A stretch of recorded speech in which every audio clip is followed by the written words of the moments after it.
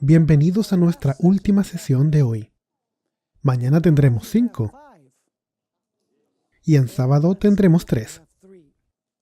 Así que intentaremos terminar lo que realmente necesitamos terminar aquí. Las próximas sesiones y al menos la sesión de hoy, más 2 más mañana, vamos a estar tratando con Apocalipsis capítulo 10 y hoy día veremos el libro pequeño de Daniel 12, verso 4. Así que vamos ahora a la página 221 y vamos a revisar ahora el pequeño libro de Daniel 12, verso 4. ¿Están ahí ya? Levante sus manos si ya lo encontraron. Muy bien, todos están ahí ahora. Una revisión de la estructura de quiasmo que hay en Daniel del 1 al 7 revela que el libro de Daniel es de hecho compuesto por 2 libros en uno. El primer libro considera los capítulos del 1 al 7 de Daniel. El segundo libro considera los capítulos 8 al 12 de Daniel. Ahora, si van a la siguiente página, van a encontrar una ilustración de cómo los capítulos de Daniel del 1 al 7 son un libro en sí mismo. Y están ilustrados como un candelabro. Ustedes ven ahí que al tope del candelabro está Daniel capítulo 1, la introducción. Esa es la introducción al libro completo de Daniel. Luego notarán que en el mismo brazo, debajo de eso, tienes a Daniel 2 en un lado y a Daniel 7 en el otro lado.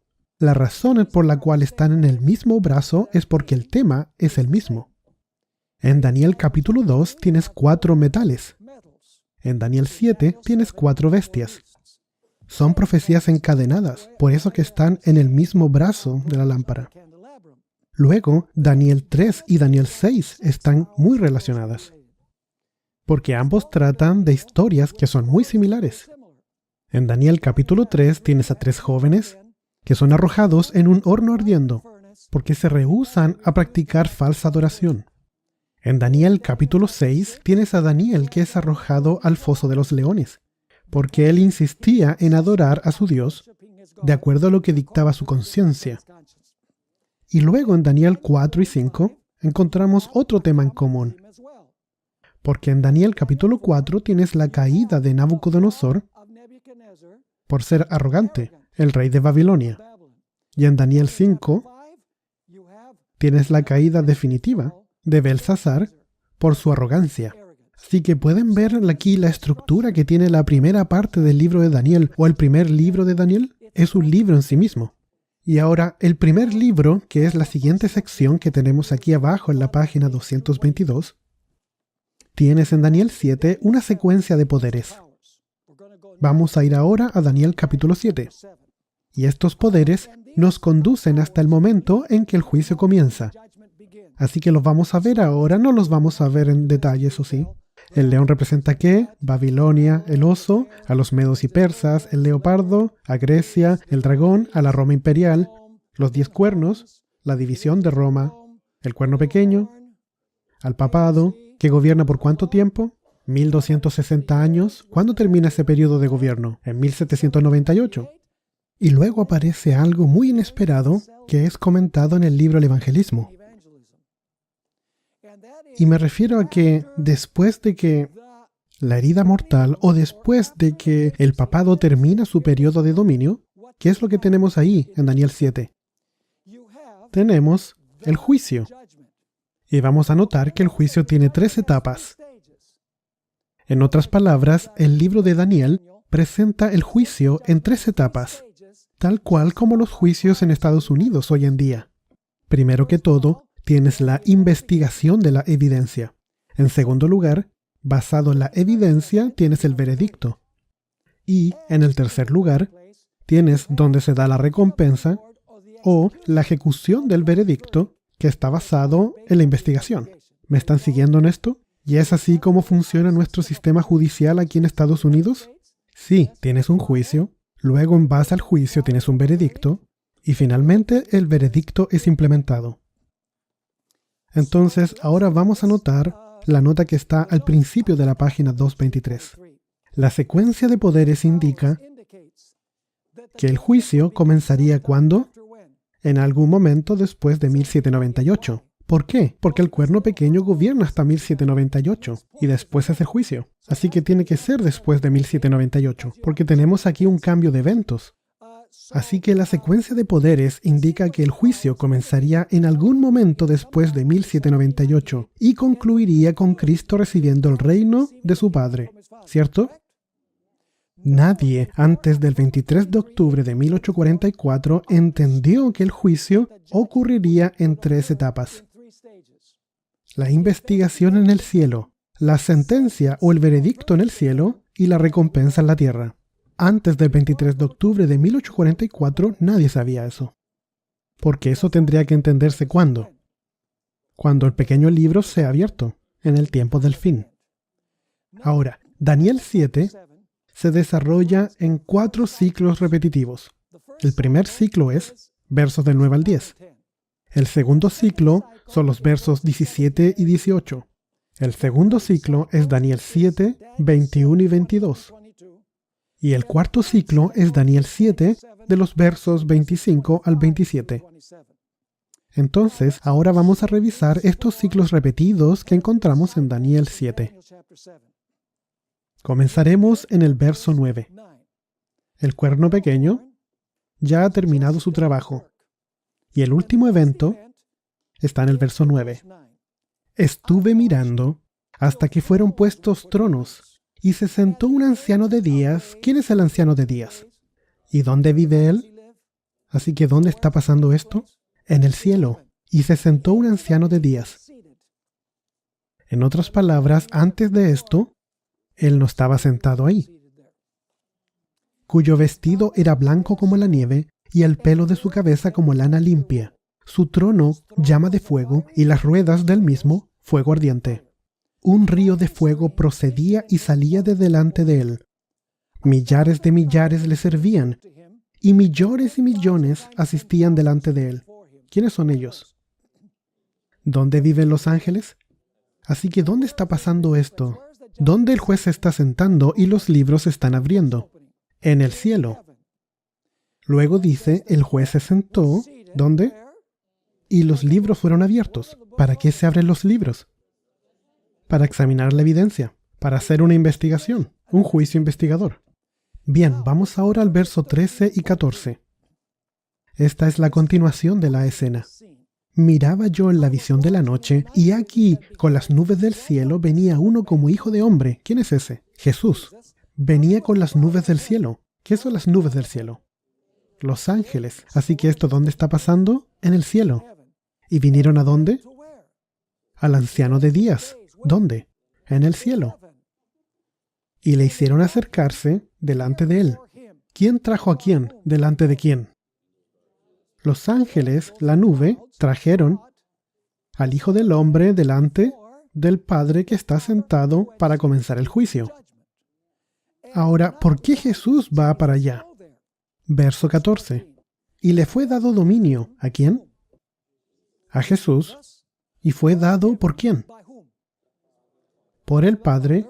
Le fue dado dominio, gloria y ¿qué más? ¿Para qué fue Jesús al Padre? ¿Para recibir qué? Para recibir dominio, gloria y reino. Fue para recibir su reino. Y continúa diciendo, para que todos los pueblos, naciones y lenguas le sirvieran. Su dominio es dominio eterno, que nunca pasará, y su reino uno que no será destruido. ¿Dónde ocurre el juicio investigador? ¿Dónde Jesús recibe su reino? En el cielo.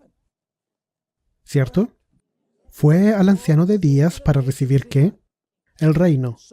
La investigación ocurre allá arriba y también recibe el reino en el cielo. La sentencia de recibir el reino ocurre en el cielo. Ahora vamos a los versos 17 y 18. Ahora viene la interpretación. La visión en Daniel 7 ocurre del verso 1 al 14. Luego vienen 3 ciclos que agregan explicaciones. Daniel quiere saber qué representan estas bestias y de qué se trata esto del reino. Así que en el verso 17, el ángel vuelve y le dice a él, estas 4 bestias son 4 reyes que se levantarán en la tierra. Después recibirán el reino, ¿quién? Los santos del Altísimo, y poseerán el reino hasta el siglo, eternamente y para siempre. Les pregunto, ¿esto de poseer el reino es cuando el veredicto es implementado? ¿Y los santos de hecho reciben el reino? Absolutamente. Así que aquí se da una explicación corta de las 4 bestias. No con muchos detalles, el ángel simplemente dice, las 4 bestias son 4 reinos, y después de eso dice, los santos recibirán el reino y poseerán el reino hasta el siglo, eternamente y para siempre. Una explicación corta, pero Daniel no está satisfecho. Él dice, necesito saber más, en especial de la 4ª bestia y la escena del juicio. Así que en el verso 21 encontramos estas palabras. Y veía yo que este cuerno, ahora él va a ir para atrás al periodo del cuerno pequeño. ¿Cuál periodo de la historia es ese? ¿De qué fecha a qué fecha? Del 538 a 1798. ¿Qué trompeta? 4ª trompeta. Así que dice, y veía yo que este cuerno hacía guerra contra los santos y los vencía. ¿Hasta cuándo? Hasta que vino el anciano de días. ¿Vino a dónde? Al Padre, ¿cierto? Esto está amplificando lo que vimos antes. Hasta que vino el anciano de días y se dio el juicio ¿a quién? Y se dio el juicio a los santos del Altísimo. ¿Dónde se le dio el juicio a los santos del Altísimo? ¿En el cielo o en la tierra? En el cielo. Hasta que vino el anciano de días y se dio el juicio a los santos del Altísimo. Así que les pregunto, ¿ese es el veredicto? Por supuesto que lo es. Y se dio el juicio a los santos del Altísimo. ¿Dónde se da el veredicto? En el cielo. Pero ¿cuándo el veredicto es implementado? Continuemos leyendo. Y llegó el tiempo, y los santos recibieron el reino. ¿Es esa la implementación del veredicto? ¿Ven aquí las 3 etapas? Investigación, veredicto, implementación del veredicto.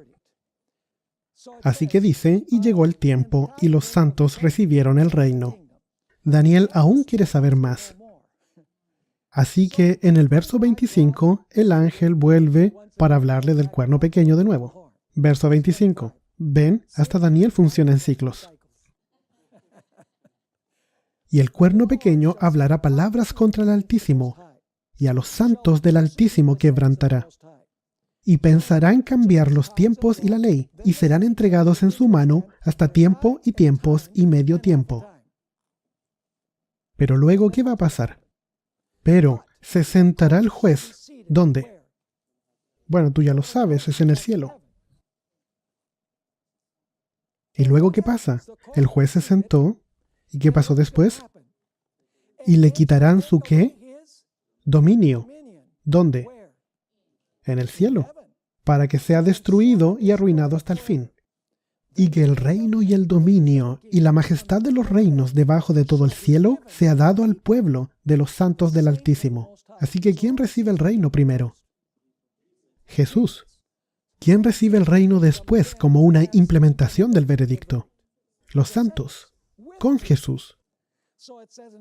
Así que dice, y que el reino y el dominio y la majestad de los cielos debajo de todo el cielo sea dado al pueblo de los santos del Altísimo, cuyo reino es reino eterno, y todos los dominios le servirán y obedecerán. Ese es Jesús. ¿Están siguiendo la idea? Esto no podía ser entendido hasta después del 23 de octubre de 1844. Los milleritas no lo entendieron. Por eso es que fueron grandemente decepcionados. Ahora, ¿qué significa que Jesús recibiera el reino de su Padre? ¿Cuál es su reino? Su reino debe ser su pueblo. ¿Cómo Él determina quién es su pueblo? Así que Él tiene que examinar los casos de todos los que llevan su nombre, para ver si ellos realmente son siervos del reino. Y cuando todos los casos son examinados y muestran quién es realmente un miembro de su reino, luego la gracia se cierra y Jesús vuelve para dar el reino a su pueblo. ¿Me están siguiendo en esto? Ahora, leamos esta declaración de Ellen White. Es muy clara. Abajo, en la página 224. Todos los casos habían sido fallados para vida o para muerte. Mientras Jesús oficiaba en el santuario, ¿cuál juicio? Lo marqué aquí en el manual. Sabemos que es el juicio investigador. Había proseguido el juicio de quién? De los justos muertos, comenzando con quién? ¿Qué persona? Adán, ¿cierto? Y luego el de los justos vivientes. Este es en el tiempo del fin, el sellamiento, de los 144,000. Cristo, habiendo hecho expiación por su pueblo y habiendo borrado sus pecados, había recibido ¿su qué? Su reino. Estaba completo el número de los súbditos del reino. Así que, ¿qué es el reino? Los súbditos del reino. Y consumado el matrimonio del Cordero, porque cuando la gracia se cierra, Jesús se casa con la totalidad de su pueblo. Lean el material sobre el matrimonio, porque no vamos a tener tiempo de revisarlo ahora. Está al final de estas notas de estudio. Porque ahí entenderán que cada individuo que reciba a Cristo, que es un verdadero Hijo de Dios, será invitado a las bodas. Pero la totalidad corporativa es la novia. Así que la novia de Cristo, en el tiempo del fin, son todos los redimidos, su reino. Pero los individuos son invitados a las bodas. Puede sonar un poco extraño, pero así es. Pero si leen el material, va a ser mucho más claro. Ella continúa. A propósito, tomar el reino o casarse con el reino es la misma cosa. Dos formas diferentes de decir lo mismo. Estaba completo el número de los súbditos del reino y consumado el matrimonio del Cordero. El reino y el poderío fueron dados ¿a quién? A Jesús. ¿Y a quién más? A los herederos de la salvación. ¿Eso es lo que dice Daniel 7? ¿Que el reino fue dado a Jesús y luego a los herederos? Sí. Y Jesús iba a reinar como Rey de Reyes y Señor de Señores. Permítanme darles una ilustración de lo que va a pasar en el juicio investigador. Quiero que se imaginen el momento en que el caso de Juan Hus aparezca en las cortes celestiales. No sabemos cuándo fue eso. Es en orden cronológico de acuerdo a cuando la persona vivió. Así que les pregunto, ¿fue que el juicio de Juan Hus aquí en la tierra una gran injusticia? Sí. ¿Él era inocente? Sí.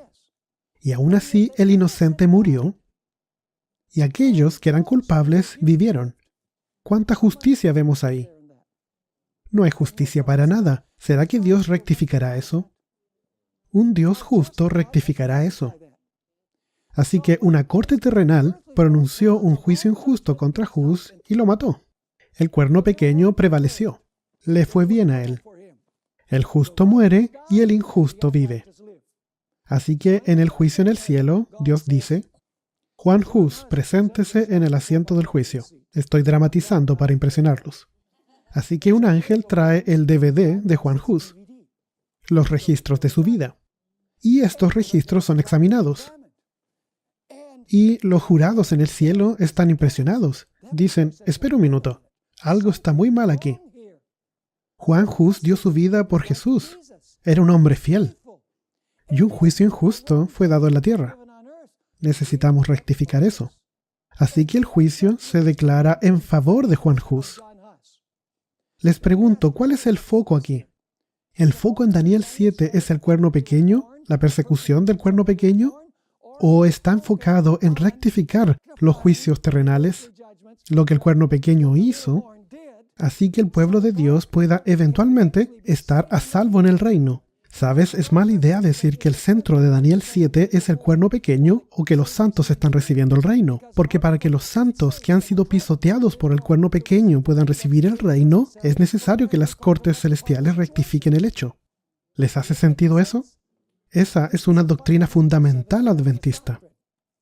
Ahora vamos a la página 225. El segundo libro del libro de Daniel. El segundo libro en Daniel es Daniel 8 al 12. Así que Daniel del 1 al 7 es un libro en sí mismo. Sí. Tiene una estructura organizada como un quiasmo. Pero el segundo libro es el libro que se menciona en Daniel 12:4. ¿Qué es lo que dice? Pero tú, Daniel, cierra las palabras y cierra el libro. ¿Hasta cuándo? ¿Hasta el tiempo del fin? ¿El libro estaría sellado por siempre? No, el libro estaría sellado en el tiempo de Daniel, pero ¿se abriría cuándo? En el tiempo del fin. Muchos correrán de aquí para allá. ¿Cuándo correrán de aquí para allá? En el tiempo del fin. Y la ciencia se aumentará. Eso significa que va a haber aviones y automóviles, y locomotoras, y armas nucleares, y cepillos de diente eléctricos. No es lo que está diciendo. ¿El conocimiento de qué va a aumentar? Conocimiento de lo que hay en el libro pequeño, porque el libro pequeño se ha abierto. Eso es mucho más poderoso en el evangelismo, cuando le mostramos a la gente que eso es exactamente lo que pasó cuando llegamos a 1844. La gente estaba interesada en Daniel 8 al 12.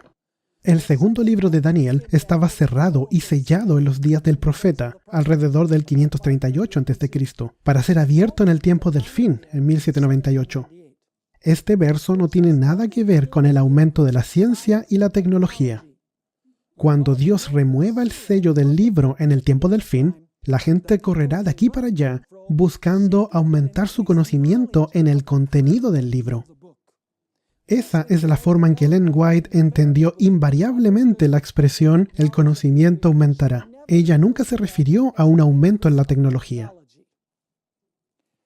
¿Sabes? Amós 8, 11 y 12 usa el mismo lenguaje. Noten Amós 8, 11 y 12. He aquí vienen días, dice Jehová el Señor, en los cuales enviaré hambre a la tierra, no hambre de pan, ni sed de agua, sino de oír la palabra de Jehová.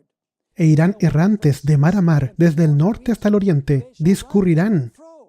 Esa es la misma expresión que encontramos en el original que dice irán de aquí para allá, en Daniel 12:4. Pero ellos están corriendo para encontrar ¿qué?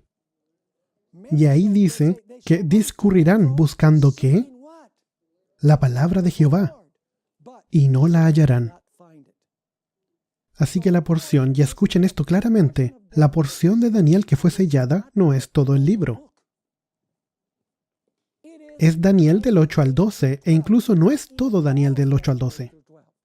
Es la porción que tiene que ver con los 2300 días y el comienzo del juicio investigador en 1844. Eso fue sellado y no pudo ser entendido hasta el día después de eso. Ahora, tú te preguntarás, ¿de dónde sacamos eso? ¿Qué prueba tenemos de eso? Bien, examinemos 5 pruebas. La Biblia dice en la voz de 2 o 3 testigos. Así que tengamos 5, por si acaso. El libro de Daniel está en 2 diferentes lenguajes. El capítulo 1, el cual es la introducción del libro completo, está en hebreo. Pero los capítulos del 2 al 7 están en arameo. Y los capítulos del 8 al 12 en hebreo. ¿Eso parece ser una clara distinción entre la primera y la segunda mitad del libro? ¿El cambio en el lenguaje? Absolutamente. Esa es una evidencia de que estamos tratando 2 libros distintos en uno. Razón número 2. Hay una clara evidencia que la mayor parte de Daniel, es decir, capítulos del 1 al 7, con la excepción de la escena del juicio en Daniel 7, fue entendido mucho tiempo antes del tiempo del fin. El padre de la iglesia, Hipólito, quien escribió en el 3er siglo después de Cristo, entendió la secuencia de los poderes de Daniel 7. Así que la totalidad de Daniel 7 estaba sellado antes del tiempo del fin, pero Hipólito lo entendió en el 3er siglo, tal como los adventistas. Leámoslo. Al hablar de un león del mar, en Daniel se refería al levantamiento del reino de Babilonia, y que esta era la cabeza de oro de la imagen. Luego, después del león, ve a una segunda bestia, como un oso, que significaba los persas, porque después de los babilonios, los persas obtuvieron el poder. Y al decir que tenía 3 costillas en la boca, señaló las 3 naciones persas, medas y babilonias que estaban expresadas en la imagen por la plata después del oro. Luego viene la tercera bestia, un leopardo, que significa los griegos, porque después de los persas, Alejandro de Macedonia tenía el poder cuando Darío fue derrotado, lo que también se indica por el bronce en la imagen. Y al decir que la bestia tenía 4 alas de ave y 4 cabezas, mostró muy claramente cómo el reino de Alejandro estaba dividido en 4 divisiones. ¿Vamos bien hasta acá? Suena como un adventista, ¿cierto? Porque al hablar de 4 cabezas se refería a los 4 reyes que surgían de ella, porque Alejandro, al morir, dividió su reino en 4 partes. Y continúa, luego dice, la bestia era espantosa y terrible, tenía dientes de hierro y garras de bronce. ¿A quiénes, pues, se refiere esto, sino a los romanos, cuyo reino, el reino que aún permanece, está expresado por el hierro, porque dice, sus piernas son de hierro? ¿Entendía él bien las 4 bestias de Daniel 7? ¿Así que estaba eso sellado hasta el tiempo del fin? No. Pero tú te preguntarás, ¿habrá entendido el cuerno pequeño? ¿Y los 10 cuernos? Bien, tenemos otra cita aquí de él. Está abajo en la página 226. Miremos lo que está ante nosotros con más cuidado y examinémoslo, por así decirlo, con los ojos abiertos. La cabeza de oro de la imagen es idéntica al león por la que se representaba a los babilonios. Los hombros de oro y los brazos de plata son lo mismo que el oso, que representa a los medos y los persas. El vientre y los muslos de bronce son el leopardo, por lo que se refiere a los griegos que gobernaron desde Alejandro en adelante. Las piernas de hierro son la bestia espantosa y terrible, por lo que se refiere a los romanos que controlan el imperio ahora. Los dedos de barro y hierro son los 10 cuernos que han de ser, porque eso no ha sucedido aún. El otro cuerno pequeño que brota en medio de ellos es el anticristo. Ahora, hay una cosa que Hipólito no entendió. ¿Qué es lo que no entendió? Terminemos de leer esta declaración. La piedra que hiere la imagen y la rompe en pedazos y que llenó toda la tierra es Cristo, que viene del cielo y trae juicio sobre el mundo. ¿Eso está correcto? Así que Jesús viene a la tierra a juzgar. No, ¿acaso él entendió que había un juicio celestial antes que Jesús viniera con un juicio para el mundo? Absolutamente. Así que él entendió todo en Daniel 7, excepto el juicio en el cielo. Así que las evidencias de estas citas indican que Hipólito entendió todo acerca de Daniel 7, excepto un detalle vital: el juicio investigador preadvenimiento en el cielo antes de la segunda venida. De acuerdo con el entendimiento de Hipólito, el juicio tomaría lugar cuando Jesús viniera del cielo a la tierra a juzgar el mundo y establecer su reino eterno. ¿Es eso lo que creían los mileritas antes de octubre de 1844? Absolutamente. Sin embargo, como ya lo hemos visto, el juicio investigador y el veredicto toman lugar ¿dónde? En el cielo, antes de que Jesús retorne a la tierra. Deberemos notar que la gente podía entender algunas porciones de Daniel que encuentran su cumplimiento antes del tiempo del fin. Por ejemplo, la gente podía entender los eventos históricos que pasaban en Daniel del 1 al 6 antes del tiempo del fin. Podían entender, por ejemplo, cuando Daniel y sus amigos llegan a Babilonia y todas las cosas que pasan en el capítulo 1. Podían entender en gran medida lo que había en Daniel 2. Podían entender de los 3 jóvenes que fueron arrojados al horno de fuego. Podían entender, por ejemplo, el caso de Nabucodonosor, que se vuelve loco por 7 años. Podían entender la caída de Babilonia y Belsasar. Podían entender a Daniel arrojado en el foso de los leones. Sí, y la mayor parte de Daniel capítulo 7, con la excepción de el juicio investigador en el cielo. Interesantemente, partes de Daniel 8 al 12 también se podían entender. ¿Podían las personas entender la profecía de las 70 semanas antes de octubre de 1844? Sí, muchas personas entendieron las 70 semanas, porque eso ya se había cumplido en Cristo. ¿Podían las personas entender sobre el carnero y el macho cabrío en Daniel 8? Claro, no necesita ser un científico. Ahí mismo dice que el carnero representa a los medos y persas y el macho cabrío a Grecia. Y que el cuerno notable representa al primer rey y que los 4 cuernos representan la división del reino de ese primer rey. Así que eso se podía entender. Tú sabes, hubo una discusión entre 2 padres de la iglesia, uno era Tertulio y un filósofo pagano llamado Porfirio. Y Porfirio le dijo a Tertulio, y le dijo, mira, Daniel 11 no puede haber sido escrito en el siglo VI por Daniel mismo. tiene que haber sido escrito en el período intertestamentario, justo antes de Cristo, porque los detalles acerca de la historia son tan precisos que nadie podría haberlos predicho de antemano. Así que está muy claro que las primeras porciones de Daniel 11 se podían entender.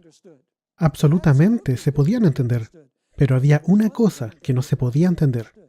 Y eso es que habría un juicio investigador en el cielo antes de la venida de Jesús, donde Jesús examinaría los casos de los que profesan su nombre para establecer su reino, los miembros de su reino, y luego Él le daría el reino a su pueblo.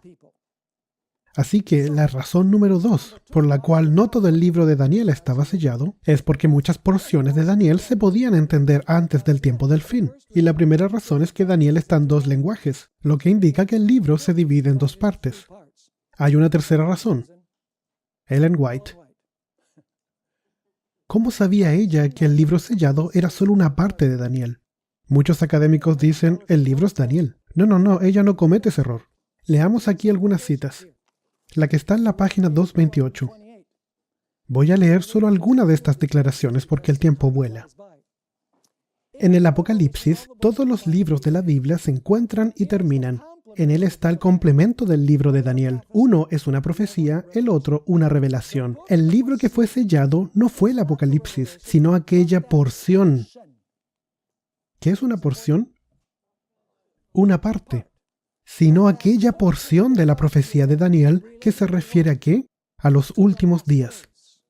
El ángel ordenó, tú empero Daniel, cierra las palabras y sella el libro hasta el tiempo del fin. Así que, ¿qué es lo que se selló? Una porción del libro. La parte que tiene que ver con ¿qué? Con los últimos días. Noten la siguiente declaración. El gran conflicto 355. El mensaje de salvación ha sido predicado en todos los siglos. Pero este mensaje se está refiriendo al mensaje del primer ángel, la hora del juicio llegado. Pero este mensaje es parte del evangelio que solo podía ser proclamado en los últimos días. ¿Por qué el mensaje de los 3 ángeles podía ser proclamado solo en los últimos días? Porque antes de eso, la hora del juicio no había llegado. Pues solo entonces podía ser verdad que la hora del juicio había llegado. Las profecías presentan una sucesión de acontecimientos. Eso es Daniel 7, ¿cierto? León, oso, leopardo, bestia, 10 cuernos, cuerno pequeño. Esa es la sucesión de la que está hablando. Las profecías presentan una sucesión de acontecimientos que llevan al comienzo del juicio. Eso es Daniel 7, ¿cierto? ¿Ese es el inicio del juicio? ¿La última etapa? Sí. Esto es particularmente cierto en el libro de Daniel. Aquí viene la parte clave. Pero la parte de su profecía que se refiere a los últimos días, ¿la qué? Parte. Debía Daniel cerrarla y sellarla hasta el tiempo del fin. ¿Está todo Daniel sellado hasta el tiempo del fin? No. Un mensaje relativo al juicio, basado en el cumplimiento de estas profecías, no podía ser proclamado antes de que llegase a aquel tiempo. Pero al tiempo del fin, dice el profeta, muchos correrán de aquí para allá y la ciencia será ¿qué? Aumentada. Ahora saltemos la siguiente declaración y vamos a la que está en manuscritos liberados. Esa es muy interesante. La apertura del librito. ¿Cuál es el librito? El libro que fue ¿qué? Sellado hasta el tiempo del fin. La apertura del librito era el mensaje en relación con el tiempo. ¿Qué tiempo? La profecía de los 2300 días. ¿Y qué parte es la que está sellada? La que está relacionada con la profecía de los 2300 días. Así que explícitamente ella dice, la apertura del librito era el mensaje en relación con el tiempo. Ahora leamos la última declaración. Lamento tener que saltarme partes, pero el tiempo vuela. Pero este es un párrafo muy poderoso. Mientras los hombres le honraban confiándole las responsabilidades del Estado y los secretos de reino que ejercían dominio universal, Daniel fue honrado por Dios como su embajador y le fueron dadas muchas revelaciones de los misterios referentes a los siglos venideros. Sus admirables profecías, como las registradas en los capítulos 7 a 12 del libro que lleva su nombre, no fueron comprendidas plenamente ni siquiera por el profeta mismo. Pero antes que terminaran las labores de su vida, recibió la bienaventurada promesa de que hasta el tiempo del fin, en el plazo final de la historia de este mundo, se le permitiría ocupar otra vez su lugar. A propósito, esto no es en persona, sino a través de la apertura del libro que él escribió. No le fue dado comprender todo lo que Dios había revelado acerca del propósito divino. Daniel cierra las palabras y sella el libro, se le ordenó, pues esos escritos debían quedar sellados hasta el tiempo del fin. Anda, Daniel, que estas palabras están cerradas y selladas, le dijo el ángel de Jehová, hasta el tiempo del cumplimiento. Y tú irás al fin y reposarás y te levantarás en tu suerte al fin de los días. Así que, ¿qué aspecto fue el que particularmente no entendió Daniel? Es el evento que está relacionado con el tiempo, la profecía de los 2300 días. ¿Se está entendiendo la razón número 3? Vamos ahora a la razón número 4. La evidencia interna de Daniel 8 al 12 prueba, más allá de cualquier duda, que estos capítulos componen el pequeño libro sellado hasta el tiempo del fin. En otras palabras, cuando examinas los capítulos en sí mismos, podemos descubrir eso. Estos capítulos tienen un tema central que los unen entre ellos: los 2300 días y la fecha de inicio del juicio investigador celestial. Ese es el tema central de Daniel del 8 al 12. Consideremos el contenido de estos capítulos uno por uno, para ver cómo se relacionan entre ellos con los 2300 días y el juicio celestial. Veámoslo rápidamente. Daniel 8. Deberías tener esto memorizado, porque fue la lección de escuela sabática del sábado pasado.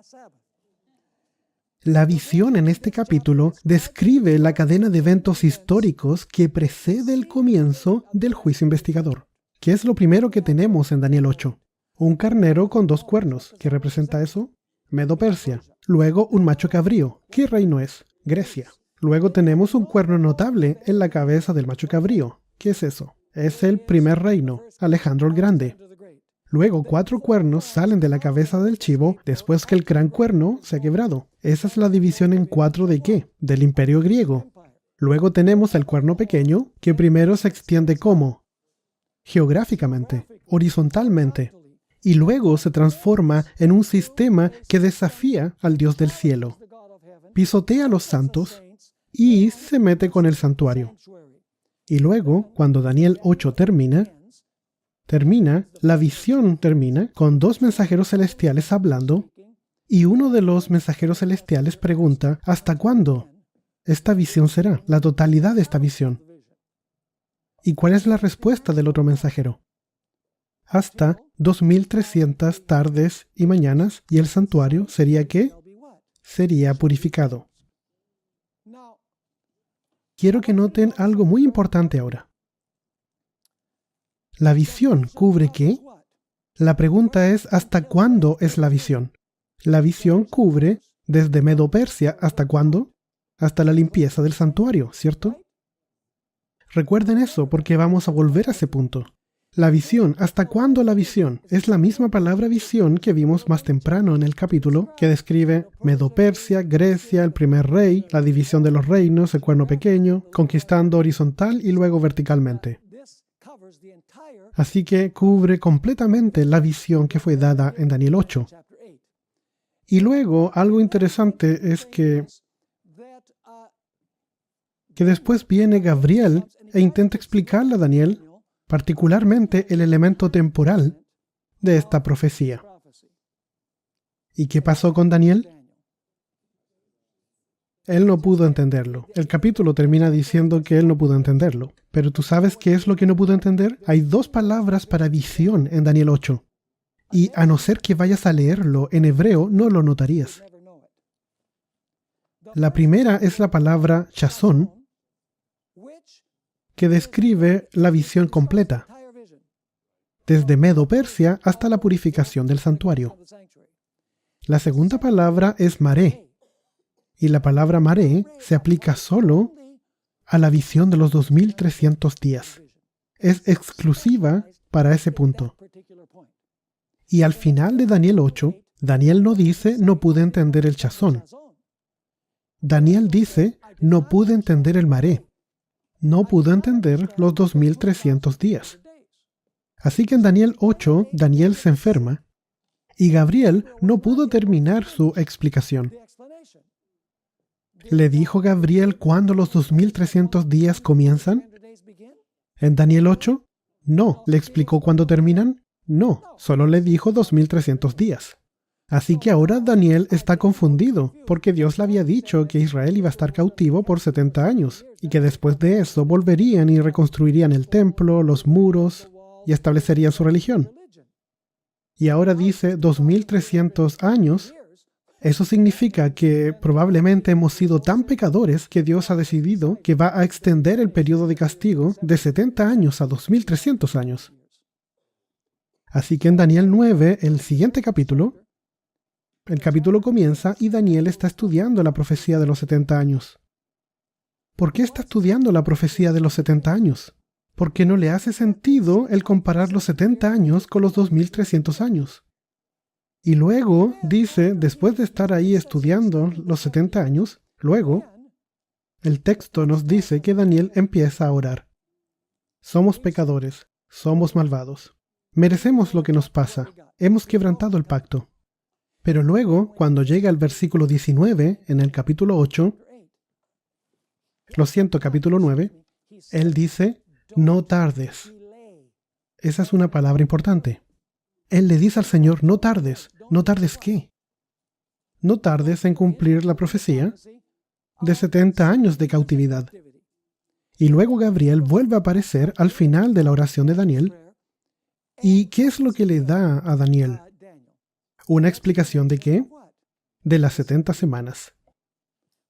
Desde la orden para restaurar y edificar a Jerusalén, voy a resumir, básicamente va a haber un periodo de ¿qué? 70 semanas, asignado para la nación judía, que representan 490 años. Los 490 años son la primera parte de ¿qué profecía? La primera parte de la profecía de los 2300 días y nos da ¿qué más? El punto de partida. Así que ¿está Daniel 9 relacionado con los 2300 días? Sí, es el punto de partida. ¿Nos da también el punto de término? Por supuesto, si sabes cuándo comienza y que dura 2300 días, sabes cuándo va a terminar. Así que las 70 semanas son la primera parte, es el punto de partida, para la profecía que fue dada en Daniel capítulo 8. ¿Me están siguiendo hasta acá? Luego, en Daniel capítulo 10, tenemos una batalla interesante. Esa es la lección para esta semana a propósito. A propósito, este es un capítulo muy importante. ¿Alguna vez has escuchado un sermón basado en Daniel 10? No es de los capítulos que estudiamos, pero es crucialmente importante. Hay un capítulo completo en este manual de estudios sobre Daniel 10, y tú deberías estudiarlo. Pero ahora solamente puedo darte una síntesis de cómo esto se relaciona con los 2300 días. Te pregunto, para que la profecía de los 2300 días se cumpla, ¿era necesario que Israel volviera a su tierra para reconstruir el templo? Por supuesto. Pero para que ellos pudieran volver a su tierra y reconstruir el templo, el rey de Medo-Persia tenía que darles ¿un qué? Un decreto. Y había dos individuos que estaban luchando con Ciro. Uno se llama el príncipe de Persia y el otro se llama Miguel. De hecho, primero es Gabriel y luego Miguel. Y había una lucha. ¿Acerca de qué luchaban? Luchaban con la mente de Ciro para que Ciro firmara el decreto para que el pueblo volviera a su tierra y reconstruyera el templo, y luego el decreto también les permitiría reconstruir su teocracia, de tal manera que la profecía de las 70 semanas comenzara a tiempo. Tú te preguntarás, ¿Satanás habrá podido interpretar la profecía de las 70 semanas y la de los 2300 días? ¿Por qué crees que Satanás levantó tantos movimientos falsos cerca de 1844? Marxismo, evolucionismo, los bahá'ís, los testigos de Jehová, los mormones, el espiritismo. Nombra cualquiera. Uno tras otro, porque Satanás sabía que Dios iba a levantar un verdadero movimiento y quería confundir la mente de la gente. ¿Me están siguiendo? Y así encontramos esta batalla en Daniel 10. ¿Está de alguna forma Daniel 10 conectado con los 2300 días? Por supuesto, el decreto se debe dar para que los 2300 días comiencen a tiempo. Les voy a leer esta declaración de Ellen White. Está aquí en su manual. Déjeme ver si la encuentro. Está en la página 232. Está un poquito más tarde en lo que íbamos a revisar hoy. Dice, mientras Satanás estaba procurando influir en las más altas potestades del reino de Medo-Persia para que mirasen con desagrado al pueblo de Dios, había ángeles que obraban en favor de los desterrados. Todo el cielo estaba interesado en la controversia. Por intermedio del profeta Daniel, se nos permite vislumbrar algo de esta lucha poderosa entre las fuerzas del bien y las del mal. Durante 3 semanas, Gabriel luchó con las potestades de las tinieblas, procurando contrarrestar las influencias que obraban sobre el ánimo de ¿quién? De Ciro. ¿Tú sabías que había oposición para reconstruir el templo? Oposición desde ese mismo punto en la historia hasta que construyeron el muro. ¿Por qué? Porque Satanás sabía que todo tenía que ser reconstruido para que comenzara la profecía de las 70 semanas y se cumpliera la de los 2300 días. Así que el ángel Gabriel fue exitoso en la lucha contra el príncipe de Persia y sus huestes, no por sí mismo. Porque dice, antes que la lucha terminara, Cristo en sí mismo vino a ayudar a Gabriel. ¿Y Ciro dio el decreto? Sí. Lo que realmente lleva al decreto de los 2300 días. ¿Cuán importante es Daniel 10? Es crucialmente importante. ¿Tiene algo que ver con la profecía de los 2300 días? Por supuesto que sí. Desafortunadamente, el tiempo ha pasado muy rápido. Así que, desafortunadamente, vamos a tener que ir ahora a Daniel 11 y lo vamos a revisar rápidamente. Ya vimos que en Daniel 8, ¿cuál es el tema central de Daniel 8? Los 2300 días. ¿Cuál es el tema central de Daniel 9? El inicio de los 2300 días. ¿Cuál es el tema central de Daniel 10? La lucha para que Israel sea restablecido y así la profecía de los 2300 días pueda comenzar a tiempo con las 70 semanas. ¿Qué tal Daniel 11? ¿Tú sabías que no hay una visión nueva en Daniel 11? No hay una visión nueva, solo una explicación. ¿Una explicación de qué? De Daniel 8. ¿Me están siguiendo? Así que ahora Gabriel va a decir, ok Daniel, ahora que ya te expliqué cómo comienza con la lucha para que se diera el decreto, ahora te voy a llevar de regreso hacia donde todo esto empezó. Y vamos a movernos a través de la historia, pero en vez de llevarte a 1844, te voy a llevar al cierre de la gracia y cuando el reino eterno se establece. Así que revisemos esto, ¿me están siguiendo? Es increíble. Vamos a la página 232. En el capítulo 11, Gabriel completa la explicación que había quedado suspendida en Daniel 8. Es importante destacar que no hay una visión nueva en este capítulo, solo una explicación. ¿De qué podría ser esta explicación? Bueno, se trata de Daniel 8, eso va a quedar muy claro. Esto indica que Daniel 11 es la explicación de la visión de Daniel 8, porque no hay otra visión entre el capítulo 8 y el capítulo 11. Gabriel va a comenzar la explicación de la visión de Daniel 8 en el mismo punto de partida. Si lees Daniel 11, ¿con qué reino comienza Daniel 11? Persia. ¿Con qué reino continúa? Lo dice por nombre, Grecia. ¿Menciona el primer rey en Daniel 11? Ese es el cuerno notable. ¿Acaso menciona la división en 4 del reino de Alejandro? ¿Comienza en el mismo punto que Daniel 8? Absolutamente. Luego el capítulo describe el dominio de la Roma pagana, hasta el verso 30. Y luego describe desde el verso 31 al verso 39 la Roma papal. Luego, cuando llegas a Daniel 11:40, aparece la herida mortal. ¿Se acuerdan cuando vimos el rey del sur, que representaba a Francia, atacando a quién? Al rey del norte.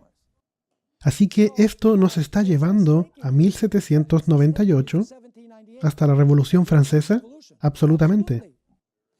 La visión nos lleva más allá de los 1260 años de opresión papal, a la persecución final del pueblo de Dios cuando el reino del norte sana su herida. ¿Se han fijado que en Daniel 11, después que dice que el rey del sur atacó al rey del norte, de repente el rey del norte se recupera de todo?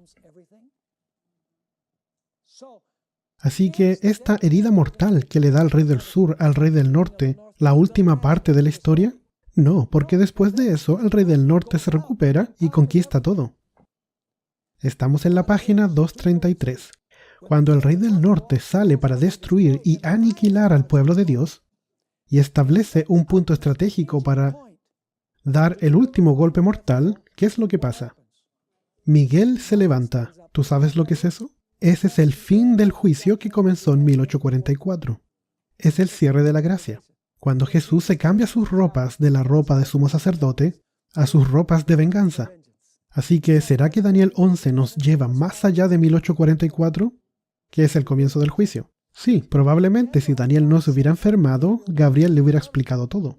Pero se enfermó, así que Gabriel tuvo que esperar para explicarlo después.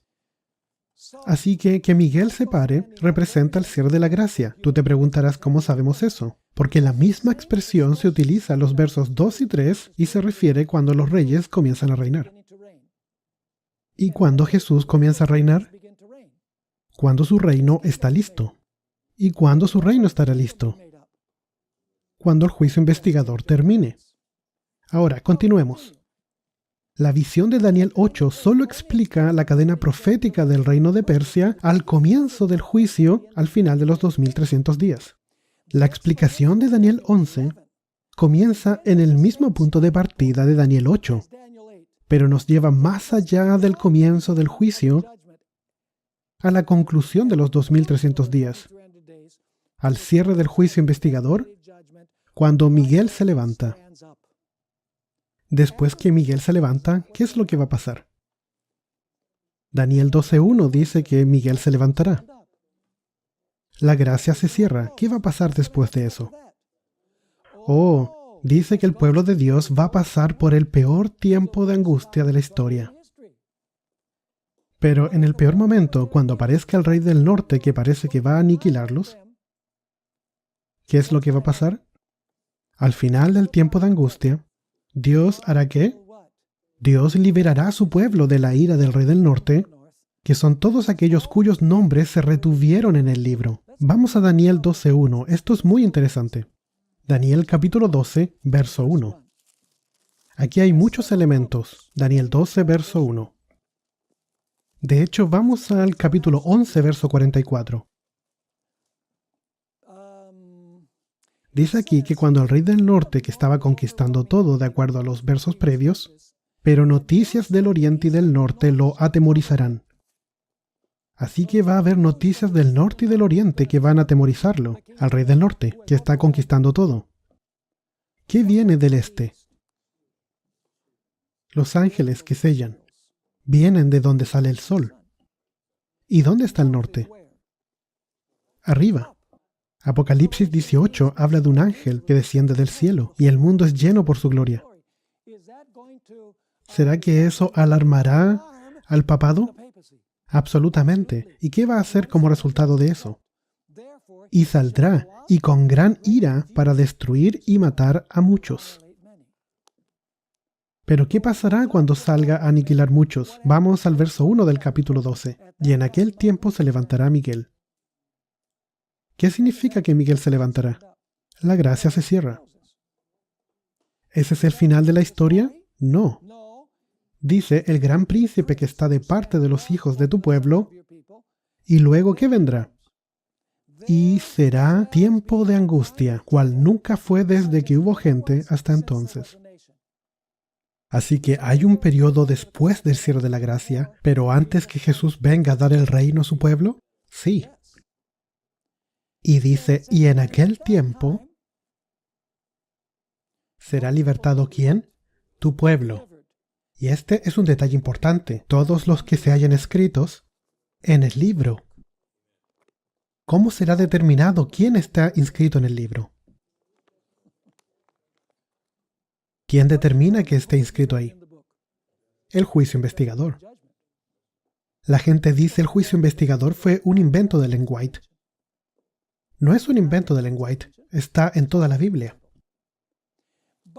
Noten que Gabriel no solo le explica a Daniel acerca de la ira del rey del norte, del papado, y prepara su estrategia para darle el golpe mortal al pueblo de Dios, también el fuerte clamor del cuarto ángel, y el sellamiento, y el cierre de la gracia, y el tiempo de tribulación, y la liberación del pueblo de Dios, y va más allá, y muchos de los que duermen en el polvo de la tierra serán despertados. Esto es lo que se llama la resurrección especial. No tenemos tiempo de revisar esto. Y muchos de los que duermen en el polvo de la tierra serán despertados. Unos para vida eterna y otros para vergüenza y confusión perpetua. Aquellos que crucificaron a Cristo resucitarán en esa resurrección especial. Y aquellos que murieron en la esperanza del mensaje del tercer ángel van a resucitar en ese periodo. Y aún no termina ahí. Termina con el reino eterno. Dice, los entendidos resplandecerán como el resplandor del firmamento, y los que enseñan la justicia a la multitud, como las estrellas ¿a qué? A perpetua eternidad. ¿Me están siguiendo? Hay 5 razones. La evidencia interna nos muestra que realmente Daniel, del 8 al 12, tiene un tema central, ¿cierto? Lo vimos ahí en Daniel 8, 9, 10, 11 y 12, verso 3. Ahora, les pregunto esto. Si Daniel 12, verso 4 nos dice que el libro es sellado hasta el tiempo del fin, ¿podríamos esperar que en algún lugar de la Biblia dijera que ese libro va a abrirse? ¿Y el libro se trataría acerca del juicio?